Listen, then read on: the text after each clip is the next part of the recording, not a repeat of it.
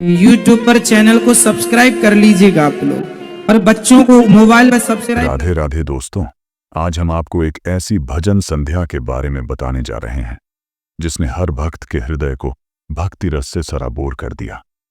यह वह संध्या थी जब भक्ति और संगीत का अद्भुत संगम हुआ और भक्तों को ऐसा अनुभव हुआ मानो स्वयं श्री कृष्ण उनके बीच विराजमान हो।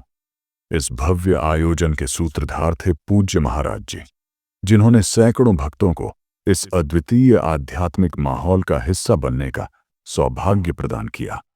पंडाल में भक्तों की अपार भीड़ उमड़ी थी। वातावरण में शंखनाद और घंटियों की पवित्र ध्वनि गूंज रही थी। हर कोई भक्तिभाव में लीन होकर श्री कृष्ण का गुणगान कर रहा था। महाराज जी स्वयं अपनी मधुर वाणी में भजन गा रहे थे, जिससे संपूर्ण वातावरण भक्तिमय हो उठा। इसी बीच महाराज जी की दृष्टि गुरु मां पर पड़ी। श्रद्धा भाव से उन्होंने आग्रह किया कि वे भी एक भजन प्रस्तुत करें। गुरु मां ने विनम्रता से हाथ जोड़कर महाराज जी की आज्ञा स्वीकार की। जैसे ही उन्होंने भजन की पहली पंक्ति गाई, पूरा पंडाल एक दिव्य ऊर्जा से भर उठा।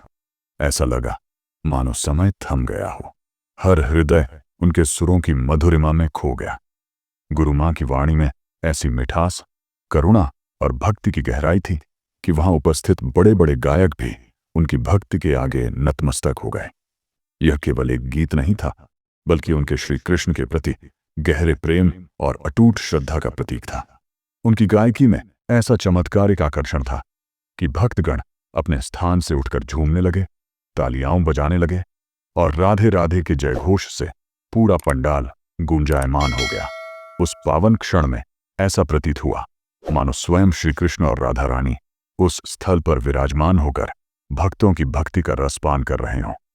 हर चेहरा आनंद और श्रद्धा से दमक रहा था, आंखों से प्रेमाश्रु बह रहे थे और मन श्री कृष्ण की भक्ति में पूर्णतः लीन हो गया था। ऐसी भजन संध्याएं केवल संगीत का आयोजन नहीं होती, बल्कि वे भक्तों के हृदय में प्रेम, श्रद्धा और ईश्वर के प्रति समर्पण का संचार करती हैं।